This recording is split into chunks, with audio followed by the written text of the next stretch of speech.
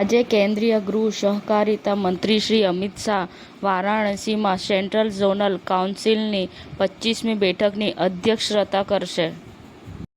ભારતના રાષ્ટ્રપતિ શ્રીમતી દ્રૌપદી મુર્મુ નવી દિલ્હીમાં institute of cost accountants of ઇન્ડિયાના રાષ્ટ્રીય વિદ્યાર્થી સંમેલનમાં ઉપસ્થિત રહ્યા હતા. 4 રાજ્યોની 5 વિધાનસભા બેઠકો પર યોજાયેલી પેટા ચૂંટણીની પરિણામ જાહેર. આમ જનતા પાર્ટી 2, ભાજપ 1, કોંગ્રેસ 1.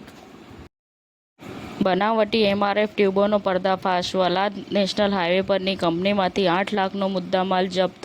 એક શખ્સ સામે ફરિયાદ કરવામાં આવી.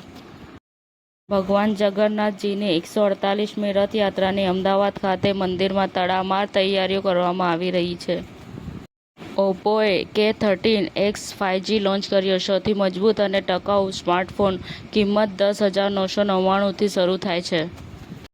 ગુજરાત કોંગ્રેસના પ્રવક્તા અમિત નાયકને પક્ષવિરોધી પ્રવૃત્તિ બદલ 6 વર્ષ માટે સસ્પેન્ડ કરવામાં આવ્યું.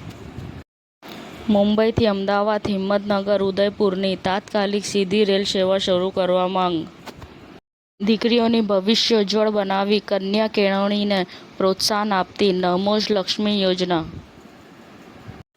સમાચાર ટુડે ન્યૂઝ ચેનલની ટીમ અને જે સત્ય છે તે જ બતાવશે. આપ જોતા રહો સમાચાર ટુડે ન્યૂઝ ચેનલ. ગુજરાતની ધરતીનું ગુજરાતીઓ માટે જ, એટલે કે સમાચાર ટુડે ન્યૂઝ.